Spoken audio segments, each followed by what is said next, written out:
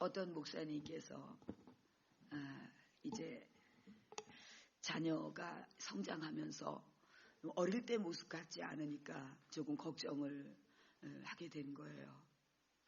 그래서 이제 이 아이로 인해서 좀 걱정을 하는데 하나님께서 그런 마음을 주시더라는 거예요. 걱정을 하면서 기도를 하는데 그런 마음을 주시더라는 거예요.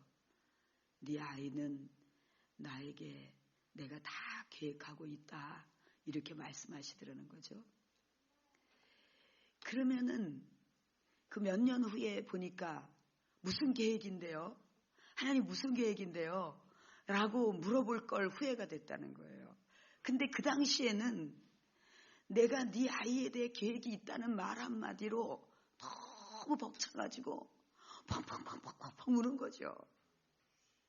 여러분, 하나님의 말 한마디는 그래요. 아시겠습니까? 그 한마디를 듣고 그냥 모든 것이 다 신뢰가 되는 거예요. 계획이 있다는데 무슨 말이 필요가 하겠어요.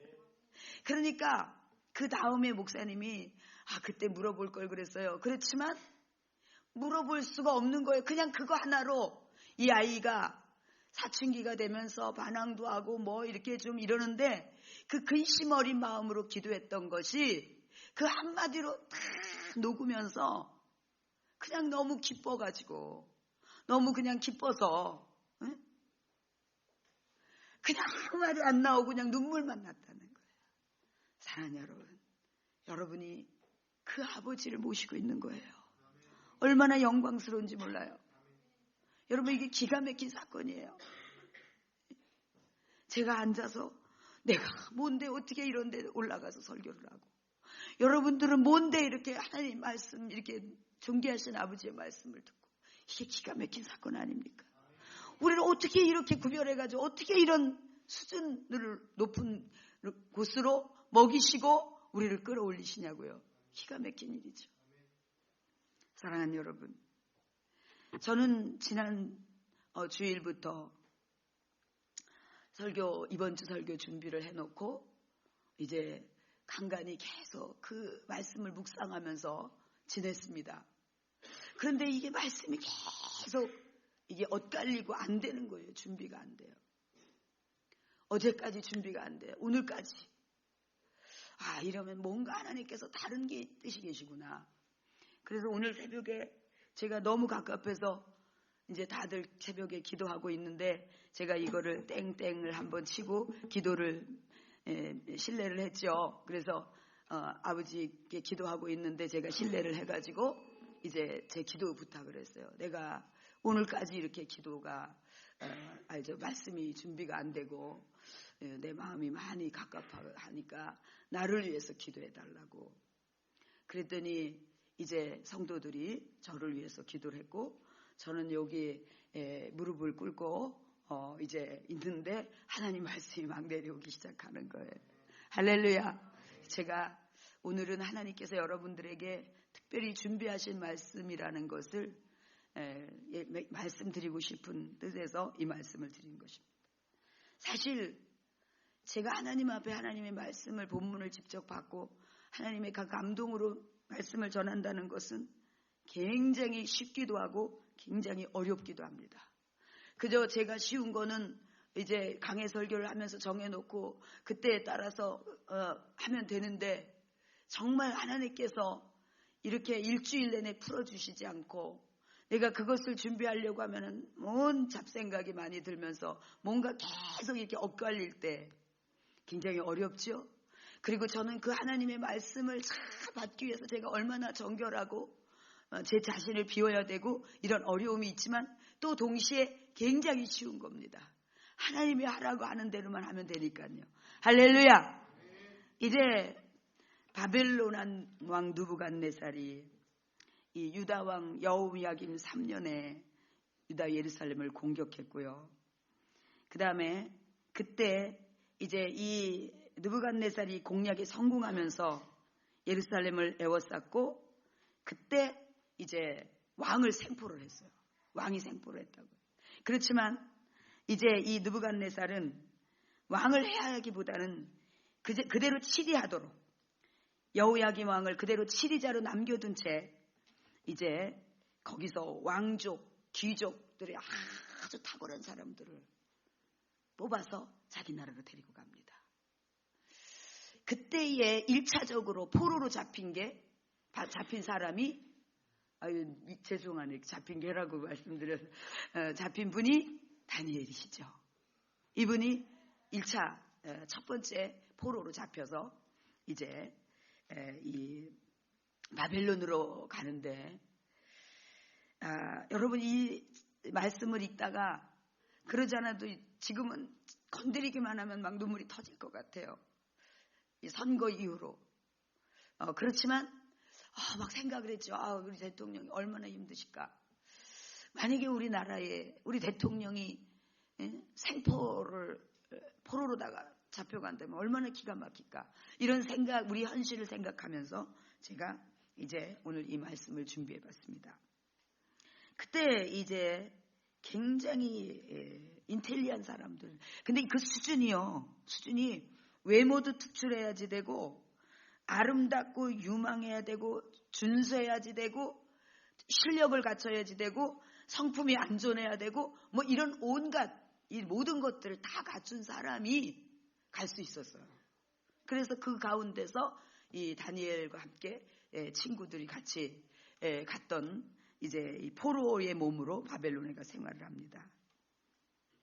그때 이제 이들은 본격적으로 어떤 분야에서 일을 하기 전에 3년 동안에 느부갓네살이 배려를 하는데 두 가지 그 배려를 하는 게 있어요. 그게 뭐냐면은 첫째로는 첫째 교육을 시키는 거. 그 다음에 이들이 두 번째는 부양을 하는데 먹는 거, 몸을 만드는 거, 먹는 거라든지 이런 모든 것들을 정말 일하기에 필요하도록 다 만드는 두 가지의 배려를 하면서 이들을 3년 동안 훈련을 시켜요. 그러니까 이제 가서 그 갈대 사람들의 학문을 배워야 되고 언어를 배워야 되고 거기에 모든 역사 또 이 수학, 영농 기술부터 뭐 전술과 모든 것까지 다 공부를 해야지 되는 거예요. 그런 이제 시스템 속에서 다니엘이 지금 현재 이 상태, 오늘 여러분들이 놓여 있는 읽은 말씀이 그런 상태예요. 그래서 이제 이 부양의 의미에 있어서는 왕이 먹는 진미, 그 좋은 진미들을 똑같이 왕이 먹는 음식을 똑같이 먹이면서 이제 이들을 키우는 거예요. 근데 다니엘은 이 상황에서 이제 여러분이 읽었던 다니엘이 이 상황인데 그때 다니엘이 뜻을 정해가지고 왕이 먹는 그 음식, 그런 특별한 배려잖아요. 특권이죠. 그런데 자신이 왕이 먹는 그 포도주나 또 그 우상에게 던져졌던 우상의 기운이 축사되어졌던 이런 음식을 먹지 않으려고 그것을 환관장에게 부탁하는 거거든요. 그러면은 보통은 야, 너 지금 정신이 있냐 없냐. 이거는 언제나 있었던 전례고 네가 지금 이거 왕의 명령을 거역하는 건데 지금 네가 지금 무슨 소리를 하는 거냐 이렇게 해야 되는데 하나님께서 그 환관장의 마음을 잘 움직여 주시니까 이 환관장이 걱정을 하는 거예요. 야, 그런데 이제 다른 사람들하고 너하고 외모적으로 차이가 나면 어떻게 할 거냐. 그러면은 우리 왕을 두려워해야 되는데 그때 네 생명이 위태로울 수 있고 내가 위태로울 수 있는데 어떻게 할 거냐 하는데 다니엘이 참 멋있죠. 담대하게 얘기해요. 걱정하지 마시고 열흘만 한번 시험을 해보자. 그리고 나서 뭐 달라지는 게 없으면 마음대로 하세요. 마음대로 하세요. 그렇게 얘기를 해요. 여러분 성경의 갈피를 읽다 보면 얼마나 매력이 있는지 몰라요. 너무 멋있다. 다니엘이 어떻게 이렇게 얘기를 했을까? 어떻게 이렇게 확신에 찼을까? 이게 어디서 나왔을까요, 여러분? 이것은 하나님과 동행해왔던 하나님에 대한 신뢰죠. 하나님의 뜻을 쫓아서 하나님 앞에서만 하려고 할 때 하나님이 책임지신다라고 하는 그런 강한 신뢰가 있었기 때문에 이제 그가 그렇게 얘기를 하게 돼요. 그러면서 이제 그때 한간장이 그것을 존중해 주고요. 그리고 나서 열흘 동안 보니까 너무 다른 거예요. 오히려 왕의 그 메뉴하고 똑같이 먹었던 사람보다 정말 이 다니엘이 선택해서 먹었던 구별된 음식을 먹었는데 다니엘이 너무나 얼굴이 윤택하고 더 잘생기지 않았겠어요, 여러분? 여러분이 영이 예뻐지면, 영이 아름다워지면은 이 외모도 얼마나 이뻐지는지 몰라요. 어떨 때는 막 얼굴이 까매가지고 왔다가 예배를 드리고 나갈 때 여러분 막 빛이 날 때가 있어요. 좋은 음식을 먹기 때문에 그래요. 오늘 지금 여러분은 좋은 음식을 먹고 있는 거예요. 할렐루야! 그래서 이제 그때 이런 얘기를 그때 얼마나 좋았겠어요. 이 감독자가 얼마나 좋았겠어요. 사랑하는 여러분, 오늘 저는 다니엘에 대해서 세 가지로 구분해서 말씀을 좀 나눠보려고 해요. 다니엘은 첫째로 구별된 생활을 했던 사람이에요. 여러분, 하나님께서 오늘의 제목이 이 시대에 필요한 사람을 말씀하시는데 이 시대에 필요한 사람은 다니엘과 같은 사람이에요. 이것은 하나님의 말씀이에요. 제가 이제 하나님 앞에서 정말 이 선거 이후에 밤에 잠이 안 오는 거예요. 그래서 여러 가지 생각들을 하고 또 이 모든 것들이 우리가 기도만 하고 있으면은 유익하게 바꾸실 거다 이런 생각도 하고 나름대로 그렇게 하면서 하나님 앞에서 이렇게 딱 정리된 희망을 여러분들에게 나누려고 제가 하나님께서 이 본문을 여러분들에게 주셨다고 생각해요. 여러분, 다니엘은 확실하게 구별된 삶을 살았어요. 하나님의 뜻에 절대 타협하지 않았어요. 여러분들도 지금 잘하고 있지만 더 잘해야지 돼요. 더 철저해야지 돼요. 하나님께서 그래서 여러분들을 쓰신다고 하지 않았겠습니까? 그렇지만 더 철저하게 해야 돼요. 여러분, 누가 우리 가족이 월요일에 이렇게 제가 기도할 때 하나님, 저는 기억을 못 하는데 하나님께서 저에게 저의 입을 통해서 그렇게 얘기를 하셨다고 하는데 저는 기억이 안 나요. 제가 이 얘기를 했나요? 주일날 이 예화를 그랬는데 하나님께서 하나님이 말씀하실 거라고 내가 너에게 말하리라 이렇게 하셨다는 거예요. 나중에 듣고 나니까 그런 것 같아요. 기도할 때는 성령께서 하시니까 제일 기억을 잘 못하죠. 그런데 그리고 나서 월요일날 그러고 나서 수요일에 다락방에 좀 중요한 일이 있어서 갔는데 거기서 하나님께서 그냥 말씀을 하셨다는 거예요. 그냥 바로 말씀을 하셨다는 거예요. 말씀을 하셨는데 너는 목사의 말에 순종하니? 제가 볼 때는 제일 순종하는 사람이죠. 제가 볼 때는 너무 순종을 잘하는 사람이에요. 그래서 제가 순간 약간 의심을 한 0점 몇 초간에 했어요. 근데 그때 저에게 이렇게 들어오는 게 뭐냐면은 내가 너의 멘토라고 정하고 있는 박보영 목사님이 이렇게 할 때 네 생각으로 이해가 안 될 때 너는 어떻게 반응하겠느냐 이런 질문을 하는 듯한 그 0점 몇 초 사이에 이런 것들이 막 저에게 들어왔어요. 저는 무조건 네 알겠습니다만 할 것 같아요. 그 기준에서 볼 때는 미흡하다 이런 얘기를 하시는 거예요.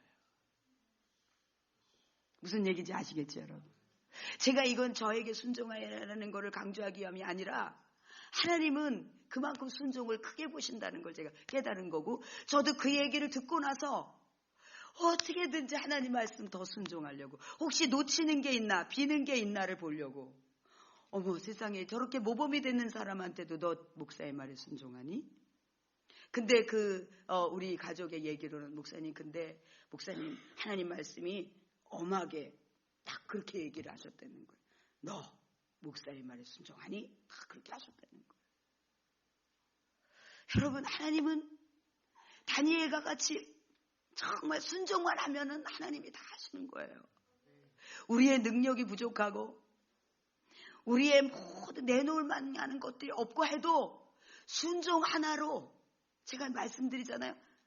아브라함에게서 뭘 배울 게 있겠어요. 아무것도 매력이 있을 만한 게 없어요. 딱 그거 하나예요. 순종. 그래서 믿음의 조상이 된 거지 뭐 믿음이 원래 좋아서 된 게 아니죠. 아시겠습니까? 다니엘이 정말 이렇게 하나님과 걸어오면서 하나님 앞에 순종하며 하나님의 말씀을 섞이지 않으며 그냥 그것을 하려고 할 때 하나님께서 그러다 보니까 뭐 자연히 구별이 돼서 살 수밖에 없는 그런 인생을 다니엘이 살아온 거죠.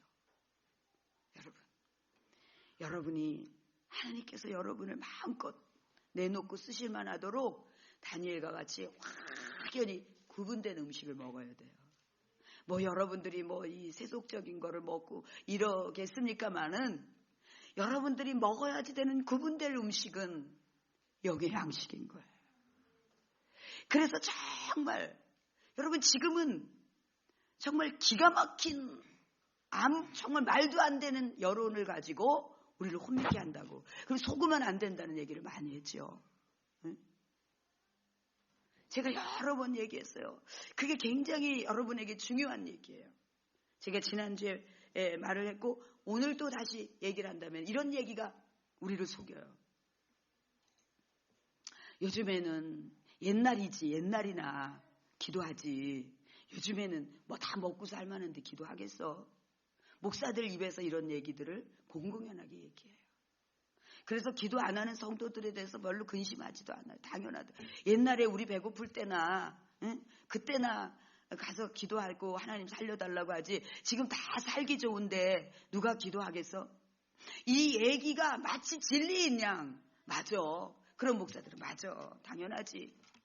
여러분 하나님이 산타크로스 아니에요. 하나님이 산타크로스 뭘 요구하려고 기도하는 게 아니에요. 아시겠습니까? 만약에 여러분이 기도하지 않는다면 그분은 따르고 여러분은 따로인 거예요. 왜냐하면 여러분의 인생을 여러분 집에서 부모님하고 전혀 의논하지 않고 여러분 알아서 그냥 사는 거잖아요. 그런 거 같이 하나님께도 그렇게 대하는 거예요. 그냥 그분 따로 나 따로예요. 정말 그분의 높으심과 그분의 오르심과 이런 것들을 아는 사람은 자꾸 얘기하게 돼요. 아버지. 그리고 그분을 존중한다면. 그래 자꾸 말씀을 드리는 거예요. 자꾸 보고를 드리는 거예요. 이게 아버지에 대한 얘기예요. 그러니까 그 말도 안 되는 얘기를 기도의 본질을 완전히 흐려가지고 산타크로스 할아버지를 만들어가지고 지금 선물이 필요하지 않은데 누가 기도하겠냐 이런 얘기들로 맞아. 그렇게 해서 다 속아서 흐린 물을 흘려보낸다고요. 사랑하는 여러분. 여러분이 좋은 음식을 먹어야 돼요. 깨끗한 음식을 먹어야 돼요. 하나님이 원하시면은 무조건 알겠어요. 알겠어요. 이해가 안 되는데 알겠어요. 이것만 할 수 있는 여러분들이 되셔야 돼요. 그리고 계속 하나님이 뭐라고 말씀하셨는지를 성경을 자꾸 찾으면서 거기서 하나님 말씀을 하나님의 음성을 듣고 아버지 알겠어요. 여러분 그렇게만 말하면은 얼마나 하나님이 기뻐하시겠어요.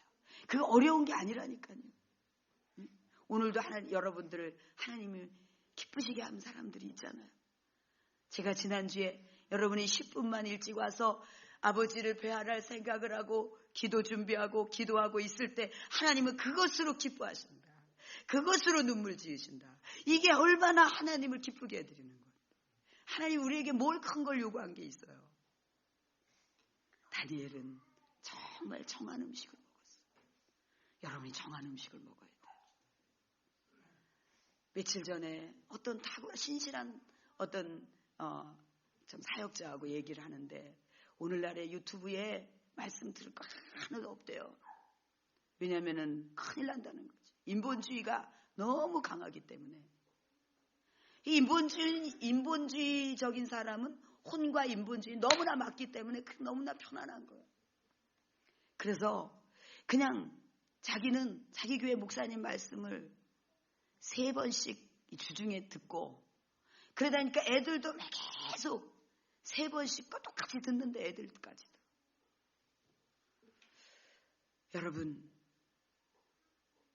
여러분이 저의 설교가 순결하다고 생각하면 저의 설교를 자주 들으세요.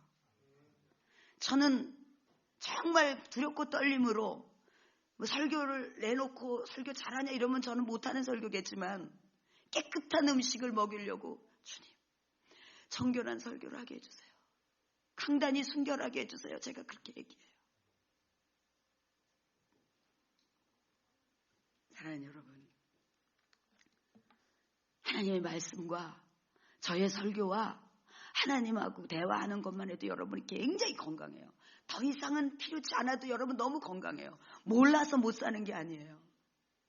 그냥 자꾸 우리는 자신도 모르게 지적 유의 뭔가를 듣고 있어야지 될 것 같다는 생각을 하면서 제가 그 얘기에 참 상당히 높은 수준에 있는 그런 사람들임에도 불구하고 그렇게 정해서 그렇다고 그 목사님의 설교가 그렇게 본질적인 것 같지 않지만 그 중심에 그런 것이 있고 성도를 사랑하는 마음이 있기 때문에 그러는구나 그런 생각을 하면서 그리고 여러분들이 이제 삶을 내가 사라지는 힘을 조금 받아야지 된다 이렇게 받쳐줘야 된다고 할 때는 박보영 목사님 설교지.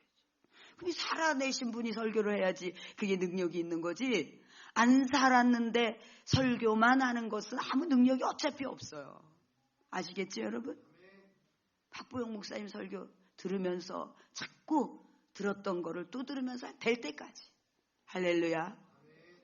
여러분 이 시대는 하나님의 말씀이 부족해서 못 사는 시대가 아니에요. 제가 말씀드리잖아요. 마태복음 5장에서 한 5절만 여러분이 실천해도 여러분은 성자가 되는 거예요. 그러나 우리가 살아가면서 다양한 삶 속에서 이런저런 판단과 지혜와 선택과 이런 것들이 필요하기 때문에 우리는 성경 전체를 해서 모든 인생의 해답을 찾고 거기서 하나님과 가까워져야 되고 아버지를 알아가야 되고 이 시대를 분별해야 되고 영혼을 알아가야 되고 인생을 알아가야 되기 때문에 그래요. 두 번째 이 다니엘은 하나님과 늘 연합된 구별된 자기의 삶이 있었다면 하나님과 연합되는 영적인 삶이 또한 있었습니다. 사람들 속에서 자신이 나는 이걸 할 수 없다라고 확연히 구별한 삶이 있었다면 이런 언어를 쓸 수 없다라고 하는 구별한 삶이 있었다면 여러분도 그렇게 아주 일상에서 흐르는 언어를 한 번씩 조금씩 이렇게 교정하면서 확연하게 구분돼야 되겠고 그 다음에 연합된 생활을 하면서 그는 속에 강력한 영적인 저력을 가지고 있었습니다. 여러분 다니엘이 굉장히 행복했을 것 같아요. 이게 만약 무슨 얘기냐면 지난주에 제가 1999년부터 4월부터 전군 60만 장병들을 사역했던 그때 함께했던 그 형제가 왔어요. 와서 저녁 11시까지 여기서 교제하고 기도하다가 이렇게 갔는데 이 사람이 그런 얘기를 하는 거예요. 목사님, 그때는요. 그때 저희 병원의 정형외과 과장님이었던 분이 이제 그 개원을 하면서 빌딩이 있었는데 거기서 우리 연습실로 쓰라고. 그땐 제가 병원에 있으니까 병원에 연습실도 없지 않습니까? 그러니까 이제 연습실로 쓰라고 2층을 내줬어요. 사무실 겸 연습실로 쓰라고. 그래서 거기서 그런데 하나님께서 막 교회를 시작하라고 저는 교회는 안 하겠다는 마음이 너무 컸었지만 하나님 너무 강력하게 어떤 사건을 통해서 하셔가지고 그래서 이제 예배를 드리기 시작하는 거예요. 근데 그때의 얘기를 이 형제가 하는 거예요. 그러면서 목사님 그때는 계속 예배 드릴 때마다 항상 눈물을 흘렸다는 거예요.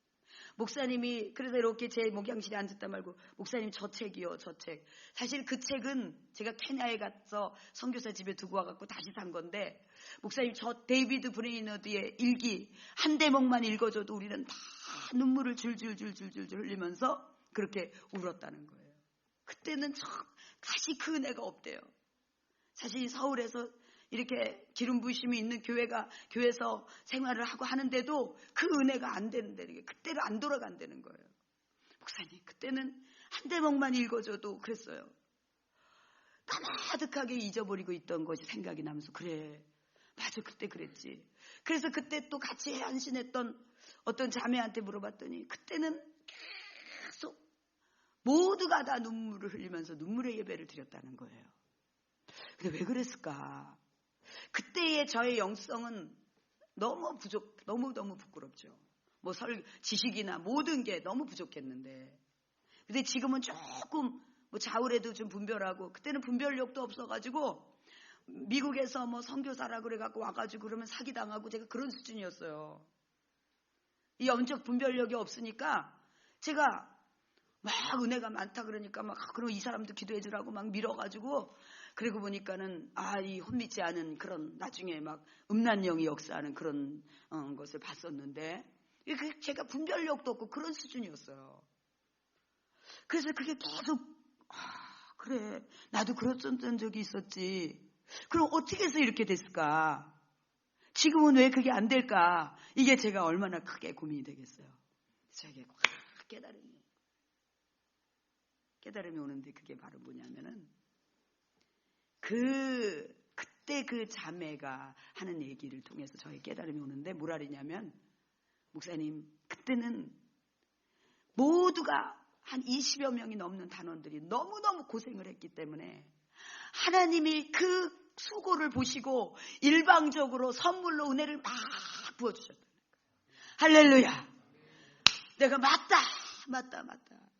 이 형제는 그때 왜 그랬을까 그랬더니 전적인 하나님의 은혜인 것 같아요. 그래서 그래, 근데 왜 지금은 전적인 은혜가 안 될까? 저도 이제 그런 생각을 된 거죠. 근데 그 다음에 대화를 하면서 제가 깨달은 게 아니기 때문에 얘기가 길어도 좀 자세하게 설명하는 거예요. 내가 깨달았다고 생각할까 봐. 그 자매가 그 얘기를 하는 거예요. 목사님, 그때 얼마나, 지금은 그렇게 해도 할 수가 없어요. 최전방까지 다니면서 애들이 이 춤을 추다가 대기실에서 널브러져가지고 그렇게 정말 형용할 수, 저는 생각할 때 아버지 앞에 전에도 그런 일은 없었고 후에도 그런 일은 없다. 그렇게 할 수가 없어요. 그렇게 헌신을 할 수가 없어요. 여대생들이 완전히 명절도 없고, 명절은 뭐 열몇 시간씩 최전방 더 가고 국경일도 없고, 그렇게 그런 날을 보냈어요. 논산육군훈련소부터 그때 하나님이 여러 번 우셨어요. 얘들은 나의 사랑스러운 애들이다. 얘들은 자기의 명절도 없고 국경일도 없다. 선병원에서 제가 목회할 때 저의 귀에 또렷이 들립니다. 그때가 1월 1일인데 그때도 이제 병원 예배를 마치고 전방으로 집회를 가려고 하는데 단원들이 1월 1일이라고 환자들 앞에서 다 특송을 했어요. 특송을 해 딱 나갔는데 저는 여기 앉아 있는데 눈물이 막, 하나님의 감성으로 눈물이 막 흐르면서 쟤들이 나의 자랑스러운 애들이다. 쟤들은 자기의 생활이 없다. 방학에는 더 많이 가죠. 누가 하나가 차비 하나 주는 사람 없어요. 그러면서도 돌아다니면서 휴게소에서 가락국수 사가지고 서로 눈치 보면서 둘이 나눠 먹고 그러면서 정말 60만 장병들을 섬겼어요. 하나님 많이 울었어요. 저도 그때가 가장 행복해요. 육체는 너무너무 힘들어요. 어떨 때는 완전히 머리가 갈라지는 것 같아요. 얼마나 집회를 여러 번 하고 차에다 몸을 딱 실으면은 이래다 죽겠구나. 가만하게 정신이 잃는 듯한. 그리고 쓰러진 적도 있었고요. 그래도 그 장병들에게 한 대대라도 더 가려고. 제가 제일 부담스러웠던 건 논산육군훈련소죠. 다른 사람들은 다 논산육군훈련소 가고 싶어해요. 제가 처음 갔을 때가 2,500명, 2,500개 샌드위치 해가지고 갔을 때였어요. 우리가 가면서 군성교나 LP 가면서 6,000명이 됐죠. 지금은 어떻게 됐는지 모르겠지만 제가 교회를 치면서 이제 중단했고, 그래서 우리 조집사가 목사님 논산육군소 빨리 가야 돼요. 알겠다고. 여러분, 하나님 앞에 그렇게 헌신이 되니까 하나님이 막 일방적으로 막 은혜를 부어 주셔가지고 진짜 매일 울었어요. 너무 행복해가지고 막 터질 것 같아갖고 막 서로 막 울고 너무 감사해서, 행복해서. 먹을 것도 없고 돈도 없고 시간도 없고 다 자비량으로. 엄마한테 핍박받으면서 비행기 타고 서울에서 비행기 타고 진주까지 와가지고 공군 집회를 하고 그러면서 그렇게 나 몸을 던지니까 하나님이 주실 수 있는 게 영적인 행복이에요. 막 주셔가지고 제가 은혜가 있어서가 아니라 하나님의 일방적인 은혜로. 여러분, 오늘 여러분들은 요즘 여러분들은 행복하지 않아요. 그렇죠? 행복하지 않아요. 하나님에 대해서 감정이 메말랐고. 여러분, 이걸 다시 회복해야 돼요. 여러분, 이게 하나님의 자녀의 삶이 아니에요. 하나님의 자녀는 삶은 이렇게 초라하지 않아요, 여러분. 정말 형용할 수 없는. 어제 미국에서 어떤 영상이 하나 왔는데 깜짝 놀랄만해요. 그래서 제가 이것을 아끼느냐고 제가 공유를 할 수가 없었어요. 제가 이거 우리 전 세계적인 기도방에다 이걸 올려도 되겠습니까? 그랬더니 그분이 올리지 말라고 그래요. 그래서 제가 그랬어요. 권사님, 하나님은 반드시 이 바이올린을 하는데요. 하나님의 그 영원한 심과 그 의미가 그런 거래요. 하나님의 영원하심과 하나님의 그 갈망, 하나님을 향한 갈망이래요. 근데 그 교수가 미국에서 제일 좋은 학교 교수가 누구죠? 저기 음악대학이 버클리, 우리 노미은 집사님 버클리. 어쨌든 제가 학교 이름을 잘 모르겠는데 거기 교수가 그거를 주님의 영원하심과 주님께 막 주님을 향한 갈망을 연주를 하는데요. 막 기가 막힌 거예요. 제가 이렇게 보니까 영어로다가 막 이분이 영어로 얘기를 하는데 제가 이렇게 자막을 보니까 이게 갈망함이라는 거예요. 깜짝 놀랐어요. 그게 시작이 되면서 이들을 완전히 어려운 사람들에게 이제 나누는 삶을 살아요. 그렇게 바쁜 중에 그렇게 이름 있는 교수가 그렇게 해요. 그래서 제가 이거를 이렇게 공유하고 싶다 그랬더니 하지 말라고. 그래서 거기는 기도 제목만 올리는데 목사님, 그래서 목사님이 이렇게 칭찬해 주셔서 너무 감사한데 이렇게 그러길래 제가 하나님이 이 주님의 이 바이올린 소리가 살아가지고 막 저를 움직이는데요. 막 터질 것 같은 거예요. 막 주님의 영원하심을 그 바이올린이 갈망을 막 하는 거예요. 우리는 그런 게 없는데 이 악기가 이 연주자가 그렇게 하니까 막 갈망을 하면서 그래서 제가 그랬어요. 이 살아있는 소리가 들어야 될 사람들에게는 하나님의 발이 전파하게 될 거라고. 할렐루야. 우리가 인위적으로 하지 않아도 하나님의 발이 움직여서 들어야 될 사람, 봐야 될 사람들이 이 영상을 보게 될 거라고. 제가 정말 너무 감사하다고 그렇게 보냈어요. 사랑하는 여러분, 하나님을 위해서 신실하게 사는 사람들이 얼마나 많은지 아십니까? 하나님은 날 사랑해. 여러분 사랑하는 거 맞지만 여러분만 사랑하는 거 아닙니다. 그걸 알아야 돼요. 하나님은 사랑이 정말 살인적이에요. 정말 어떻게 이렇게 사랑할 수 있는 이거 있지만 이 시대에 정말 하나님을 정말 사랑하는, 하나님에게 눈물을 펄펄펄 흘리게 하는 그런 사람들도 엄청 많이 있어요. 하나님은 그들에게 마음이 가요. 하나님은 날 사랑해 라고 하면서 아무 마음도 주지 않고 이런 우리에게 하나님은 어떤 마음을 가지고 있을까요? 속이 상해서 근심하고 계시죠. 사랑하는 여러분, 하나님과 연합하는 다니엘의 모습으로 오늘 다시 거듭나야 돼요. 하나님을 그렇게 대하면 안 돼요. 하나님을 하나님으로 대해야 돼요. 그 이름에 합당한 예배를 드려야 되고 그 이름에 합당한 예의를 갖춰서 그분을 모셔야지 돼요. 할렐루야. 자, 이제 이렇게 살았던 다니엘에게 그에게 어떤 보상이 오는지 아십니까, 여러분? 그에게 어떤 보상이 오는지 아십니까? 야고보서 1장 17절에 보면 온갖 좋은 은사와 온전한 선물이 다 위로부터 빛들의 아버지께로부터 내려오나니, 이 말씀이 있는데 다니엘의 그 탁월함은 상상을 초월하는 거예요. 정말 그 지혜와 지식에 왕이 너무 깜짝 놀라는 거예요. 너무너무 기뻐하는 거예요. 너무너무 사랑하고 의존하는 거예요. 그런데다가 영적인 그런 굉장한 그런 통찰력이 있어요. 그래서 사실 유대인들이 이 다니엘을 좋아하지 않았다는 거예요. 왜냐하면 예수 그리스도의 재림을 다니엘에서 말하니까 유대인들이 다니엘에서 안 좋아한다는 거예요. 예수 그리스도의 재림에 대해서 누구보다도. 그래서 아마 이 다니엘은 그 누구보다도 정말 그 영적인 세계가 맑았다는 거예요. 그러니까 그 지혜와 총명이 얼마나 뛰어난지 여러분 거기 말씀에 있잖아요. 어디에 있어요, 여러분? 17절 한번 같이 읽어보겠습니다. 시작. 하나님이 내 소년에게 학문을 주시고 모든 서적을 깨닫게 하시고 지혜를 주셨으니 다니엘은 모든 환상과 꿈을 깨달아 알더라.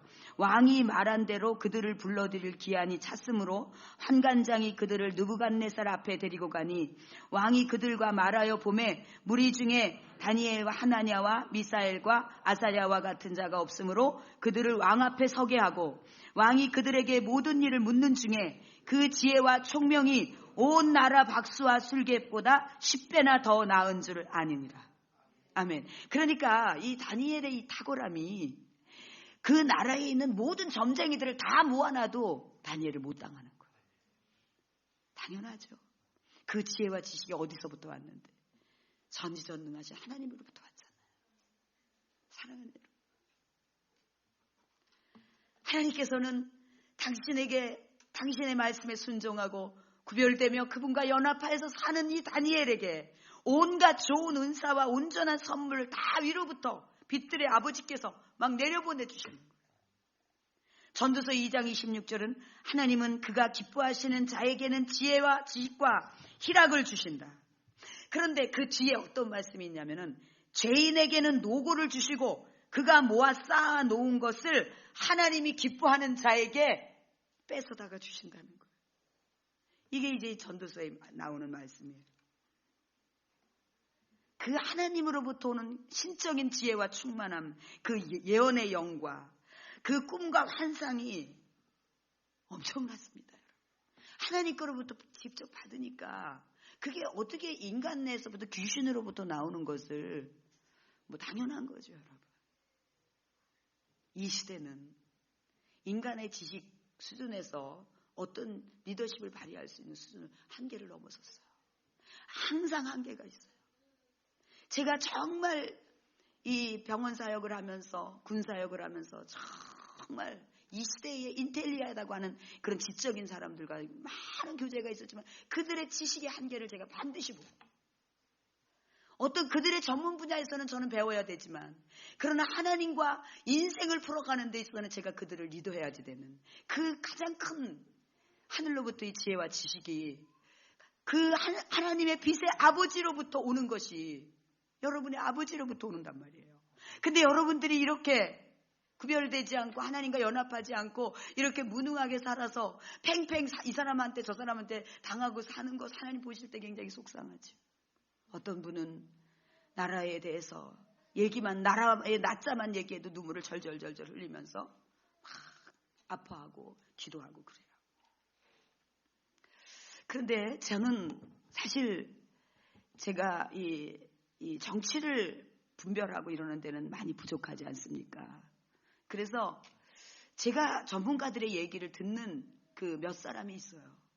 보수 쪽에 제가 저 사람은 크리스찬이 아님에도 불구하고 크리스찬 같은 정신으로 얘기한다라고 하는 그런 사람이 몇 사람이 있어요. 그래서 그중에 한 분은 이 동성애는 완전히 교회를 전멸시키려고 하는 정책이고 그 다음에 정치적인 음모가 있고 세 가지로 얘기를 했어요. 그러면서 자기는 그래요. 교회 얘기하니까 나 크리스찬인 줄 아는 나 크리스찬 아니라고 당당하게 얘기를 하는 그 정말 담대한 분이 있어요. 제가 이분들을 늘 주시하고 정치를 어떻게 바라보는지를 늘 주시하는 세 분이 있는데 참 이분들을 위해서 제가 기도를 해요. 온갖 욕을 다 먹으면서 온갖 더러운 욕을 다 먹으면서도 항상 이 바른 얘기를 하고 이제 그런 것이 너무 고마워서요. 그분들의 그 용기가 너무 고마웠어요. 우리는 아무 짖지도 못하는 개 같은데 소리도 못 내는 개같이 짖지도 못하는 개 같은데 그들은 정말 온갖 욕을 댓글을 통해서 다 더러운 욕을 먹으면서도 끊임없이 그런 얘기를 하는 것이 너무 고마워서 하나님 이들이 테러를 당하지 않게 지켜달라고 제가 기도도 하고요. 이들을 반드시 하나님 만나가지고 저 정의로운 면이, 저 담대함이 진리를 위해서도, 진리를 변호하는 자로도 찰스 피니와 같이 써달라고 제가 그렇게 기도를 해요. 근데 그 중에 한 분은 이제 절망이다. 뭘 하나 제대로 할 수 있겠느냐라고 얘기를 했던 분이 있고, 그 중에 어떤 분이 설교와 같은 얘기를 했어요. 이제 어떤 면에서 아무것도 안 되는 무능한 사람들을 잘 걸러졌다. 그러면 우리는 어떻게 가야 되는가? 지금 이 시대는 라인에 의해서 일꾼이 내정되면 절대 안 된다는 거. 그럼 똑같다는 거. 그 다음에 이제 라인이 아니라 설득력 있는 사람이 나와야지 된다는 거. 여러분, 설득력 있는 사람은 어떤 사람일까요? 깨끗한 사람일까요? 깨끗한 사람. 문창국 총리 후보가 그렇게 완전히 낙선을 시킬 때 가장 그분은 믿지 않는 분인데 우리나라의 언론이 이렇게 됐다고 다 빼고 중간 것만 갖다가 이게 말이 안 된다고 흥분을 하면서 이분은 너무 속이 상하니까 소주 한 잔을 마시면서 촬영을 해요. 너무 속이 상하니까. 깨끗한 사람. 이런 사람이 다 털어가지고 먼지가 나면 사람들은 다 돌아서게 됩니다. 깨끗한 사람이 국민을 설득해서 국회에 의존하지 않고 대통령이 국민들과 같이 할 수 있다. 이런 얘기들을 해내면서 여러분 이런 얘기들을 할 거예요. 아이, 하나님이 다 보호하셔. 우리나라 그렇게 잘못되지 않아. 이런 얘기하는 사람들은요. 어떤 사람인지 아세요? 우리 목사들 중에도 그런 사람이 있어요. 기도 안 하는 사람들이 그런 얘기예요. 믿음 있는 척하고 그런 얘기예요. 정말 기도하는 사람은 하나님의 마음을 알기 때문에 그렇게 쉽게 못해요. 정말 이게 뒤집힐 건가? 아니면 그대로 서 있을 건가를 알면서 기도해야 된다는 그런 절박함으로 가슴을 쳐요, 여러분. 느헤미야도 에스라도 다니엘도 다 나라가 어려워질 때 식음을 전폐하며 기도하며 그랬지. 다 괜찮아, 다 될 거야. 택한 이스라엘 백성인데 다 될 거야. 이런 적이 없어요, 여러분. 제가 가만히 보면은 기도하지 않는 목사들은 다 그런 얘기예요. 야, 왜 매사에 그렇게 부정적으로 얘기하냐고. 다 잘 돼. 여러분, 대지진이 일어나고 오늘 새벽에 얼마나 여러분 두려운 마음이 들지 않습니까? 오늘 새벽에 일어났는데 그래서 보니까 자다가 보니까 막 굉장히 강력한 강풍이 불어요. 새벽기도 끝나고 보니까 화분이 다 넘어져 있고 저쪽에 있는 인제의 카페에 의자가 날아서 여기까지 오고요. 근데 그 바람의 그 강력한 느낌은 저는 달랐어요. 달랐습니다. 장마철에 엄청난 강풍이 일어나고 그하고는 다른 느낌이 들었어요. 여러분, 하나님이 우리만 사랑하는 게 아니라는 걸 기억하세요. 정말 다니엘과 같이 조국을 위해, 하나님을 위해, 하나님의 자랑이 되고자 하는 자랑처럼 사는 사람들에게 하나님은 주목하세요. 우리가 그분의 주목을 받지 못하고 근심이 된다면 여러분 두렵고 떨리는 마음으로 다시 일어서야 돼요. 아시겠습니까? 일어서셔서 이제 우리는 이 조국을 향해서 기도해야 합니다. 정말 애국 투사들이 하나님을 사랑했던 3.1 운동을 했던 대부분의 많은 사람들이 신실한 하나님의 자녀들이었죠. 이 조국을 위해서 기도하고 조국을 사랑하고 조국에 대해서 관심을 갖고 하는 것은 하나님으로부터 온 정신인 걸 여러분이 아셔야 됩니다. 네 조국이 그렇게 엄청난 쓰나미가 몰려오는 죄악 속에서도 너는 기도 한마디 하지 않았고 애통하지 않았다라고 하나님이 여러분에게 말씀하시면 어떻게 할 거예요? 오늘 우리가 일어나야 합니다. 여러분이 어느 처소에 있든지 돌아가는 정세를 보면서 그때마다 애국 투사들 조국을 한번 세워주고 내가 더 이상 그 이후에 장관이 안 돼도 좋고 어떤 라인에서 잘려도 좋고 내가 조국 하나만 세워야지 된다라고, 지금 북핵 문제, 남북 간의 문제만을 막아야지 된다라고 하는 그것으로 불타는 일꾼들을 세워달라고 여러분 기도해야 돼요. 여러분, 북한에서 탈북자인 굉장히 영향력 있는 분이 그런 얘기를 했습니다. 이번에 13명이 집단 탈북을 한 것은 굉장한 충격적인 일이라는 거예요.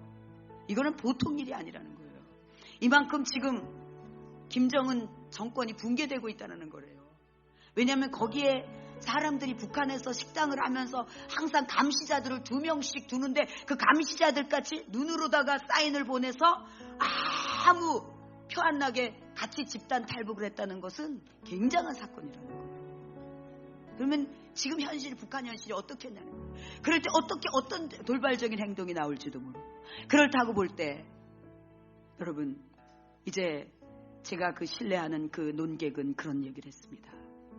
경제 문제 뭐 이런 거는 나중 문제 얘기고, 그들은 뭐 야당이 찢든지 말든지 소리를 높이든지 싸우든지 내버려 두고, 지금 우리는 북핵 문제, 남북 간의 문제에 지금 완전히 거기 같이 하나 될 때다.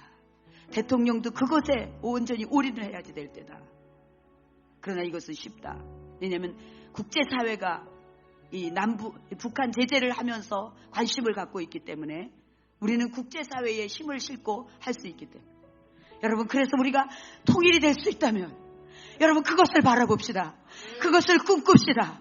더 이상 우리만 이렇게 편안하게 몇 번 입고 집어던지고 몇 번 먹다가 집어던진 이런 삶을 우리만 할 수가 없어요. 북한의 우리 동족들이 말할 수 없는 고통을 당하고 있는데 우리만 이렇게 살고 있을 때, 그리고 그들을 생각하지도 않고 기도하지도 않을 때 하나님은 우리에게 얼마나 섭섭하게 있겠습니까? 왜냐하면 그들도 하나님의 사랑하는 자녀들이기 때문에.